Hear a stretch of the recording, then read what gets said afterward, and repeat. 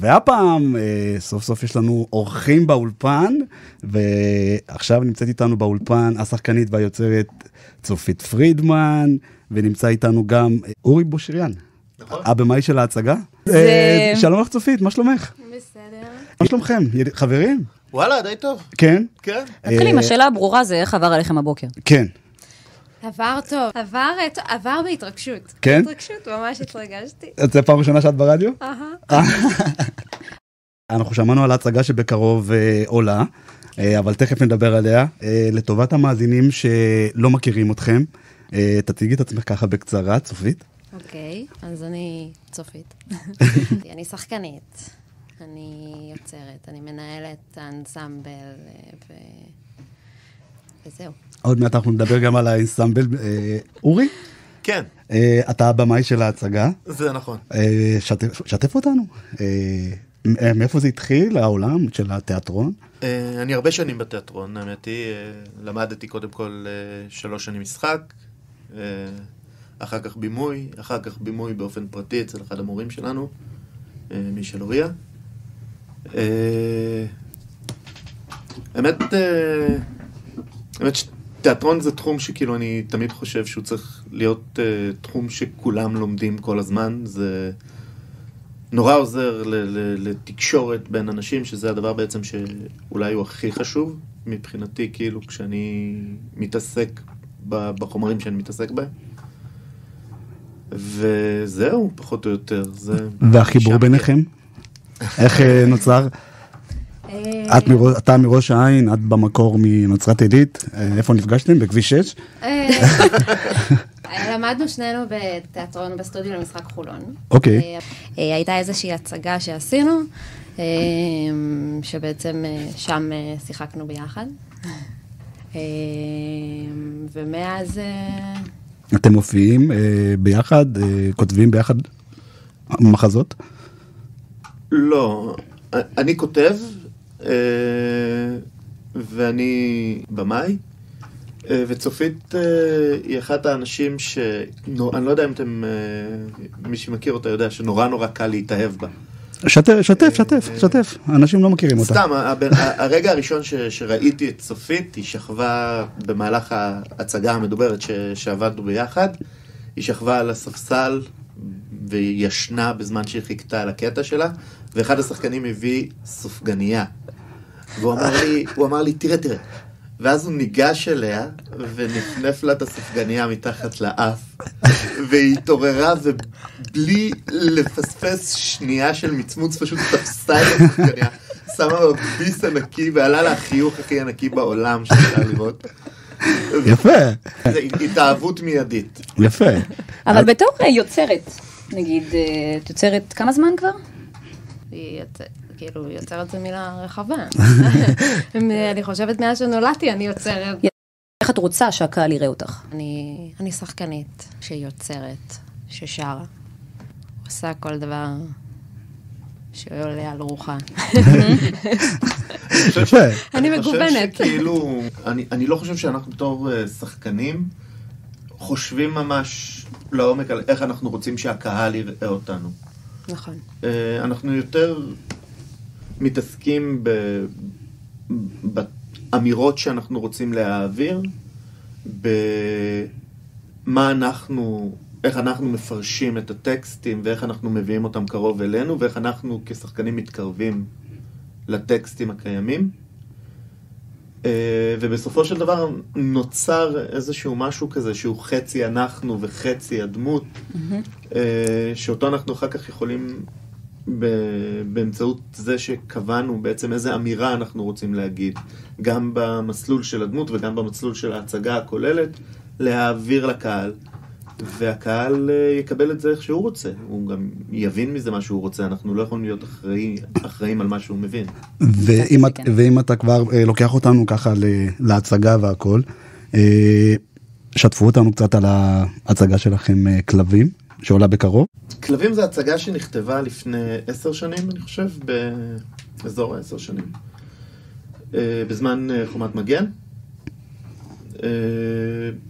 היא מדברת על קבוצה של כלבים מדוכאים בתוך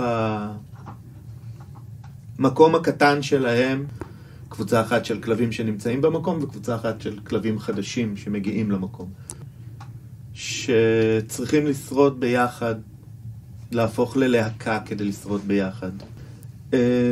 והיא כל כך רלוונטית לחיים שלנו. נכון. אני בדיוק באתי לשאול אותך, זה נשמע כמו הגבלה על המציאות שלנו פה בארץ. זה יכול להיות הקשר, או שזה פשוט יצא? מטאפורה כזאת כן. של כלבים. שוב, זו השגה שנכתבה כתוצאה מהחוויות שלי במהלך חומת מגן. אין לי ספק שכאילו היא מושפעת מהחוויות האלה. צריך גם לציין שזה עיבוד של סיפור רוסי קצר.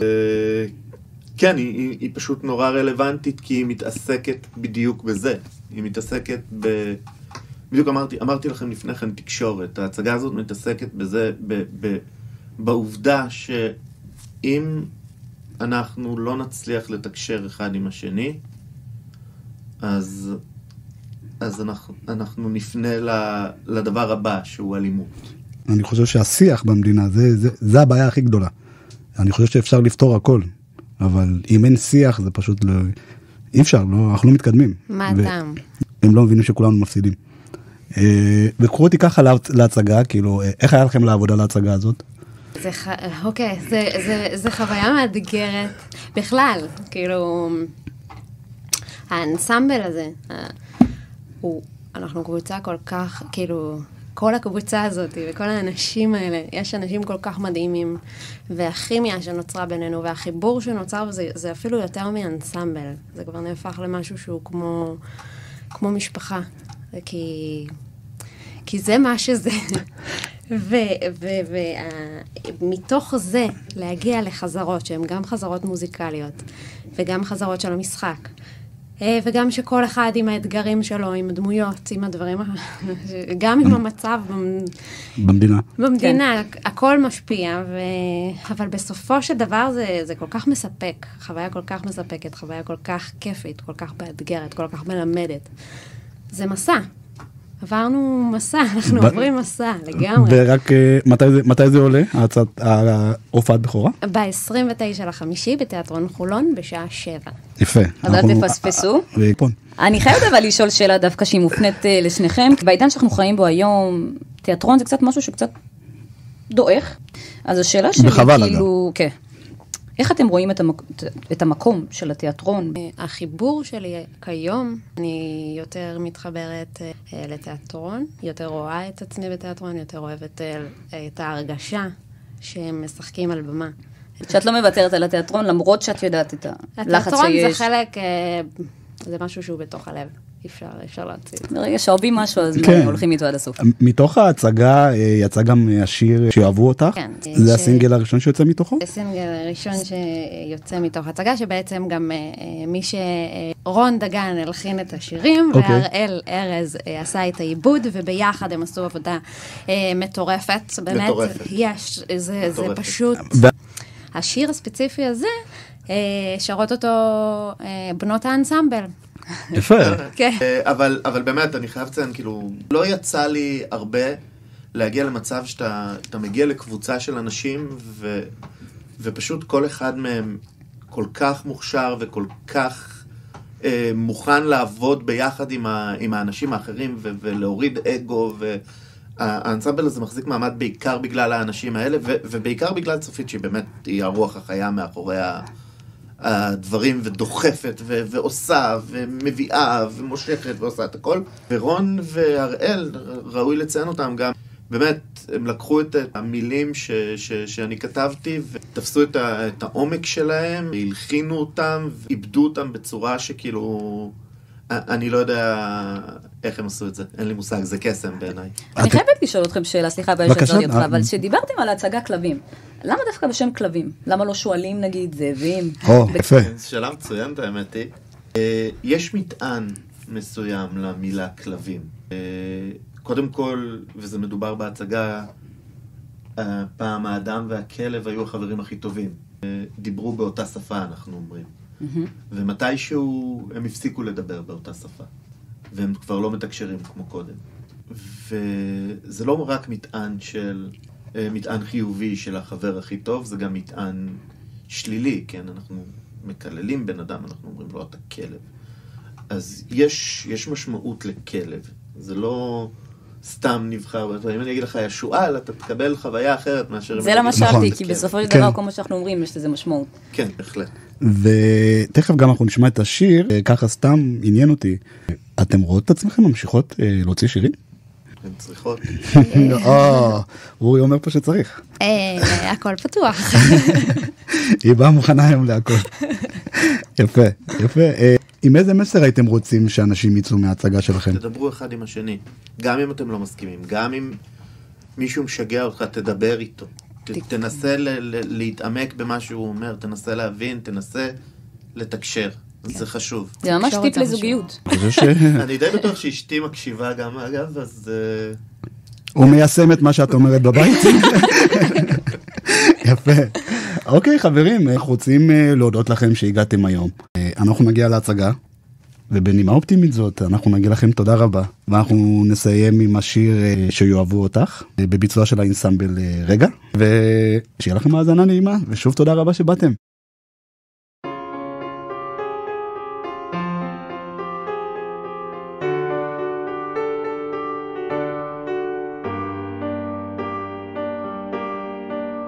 להאמין כשאין במה, את הכאב שוב להטמין, על הפנים המסכה, חיוך כפול לחברים,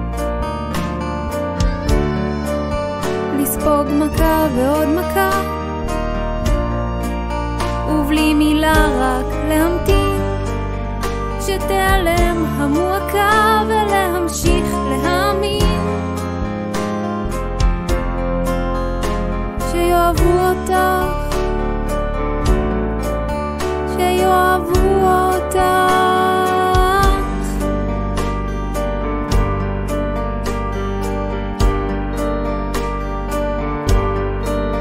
להסתכל באחרות מתייפייפות מול המראה, לומר בלב זה המצב, את בינונית זה לא נורא, להיות כמעט בלתי נראית, ורק לשבת לחכות שיום אחד ישימו לב שאת נמצאת, ולקוות שיאהבו אותך,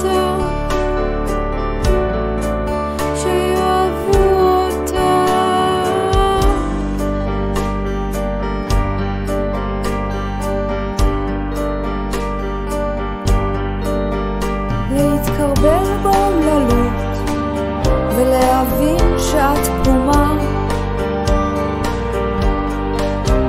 הפציעה אולי בגוף, אך הנכות היא בנשמה, ונדמה שלפעמים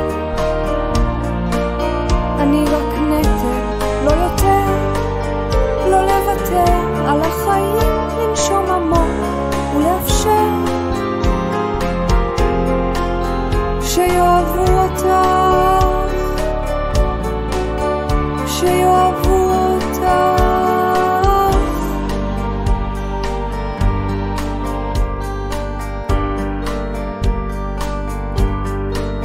להיות יפה, להיות ריקה, זה כל מה שמגדיר אותך, ואף אחד לא מעוניין בשום דבר אחר שבך, להיות פצועה ומוזרה, להיות רעה או סתם טעות, להיות מה שאני רוצה ובלי חשש לתת רשות, שיאהבו אותך, שיאהבו